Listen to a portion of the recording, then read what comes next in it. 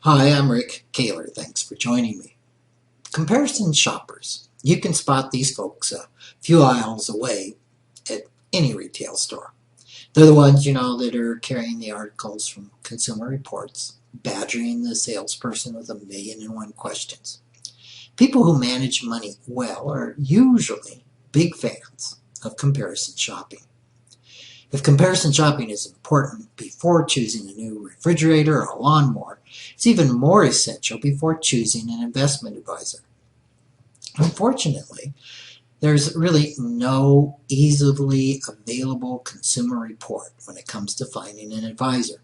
Even more frustrating, those selling financial products often have incentives not to be forthcoming with the information that's crucial for comparing advisors. One aspect of shopping for an investment advisor is knowing what questions to ask. One common mistake is to focus on investment returns. Shoppers may ask for the average recent return of the advisor's portfolios, or maybe they want to know whether the advisor's returns beat the market averages. Well, there are several problems with focusing on returns.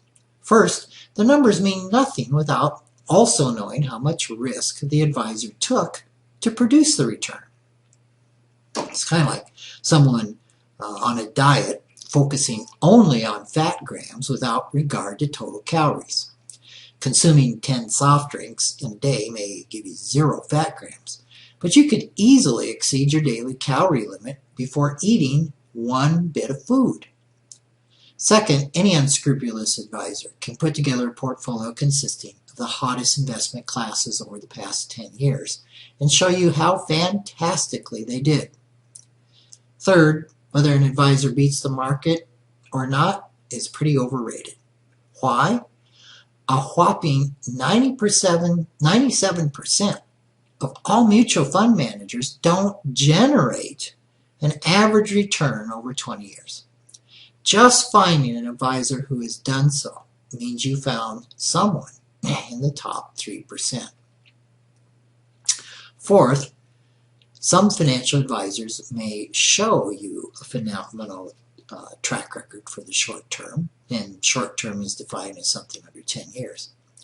Since wise investing focuses on the long term, beating the averages over a short term isn't necessarily significant. If so many games then can be played around returns, what questions should a savvy comparison shopper ask of an advisor? Well, I would say focus on one word: transparency. You want to find out if the returns, costs, and risks, and by risk, one thing I want you to look for is standard deviation.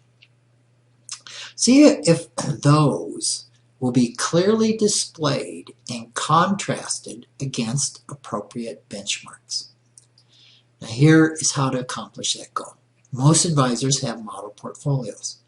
Ask them to show you the standard deviation and the expense ratio of their model over 5 and 10 years. Ask them to contrast the return of the portfolio against a similar benchmark. For example, if the portfolio has U.S. stocks, U.S. bonds, and foreign stocks, have them compare it to a benchmark of indexes proportionate to those asset classes.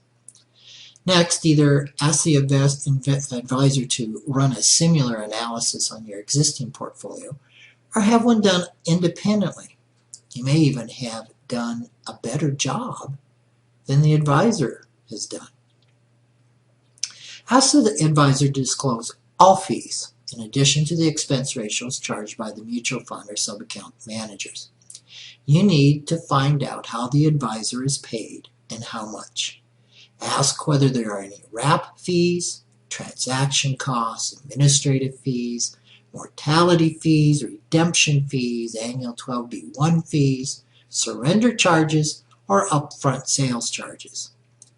Don't be surprised now if you get a bit of resistance when you ask for all this information. Especially brokerage firms, life insurance companies, and many commission-based advisors don't have much incentive to give you this data, and some of them may not even be able to give you that data. If you don't get clear disclosure on fees and costs, Keep asking. Be persistent.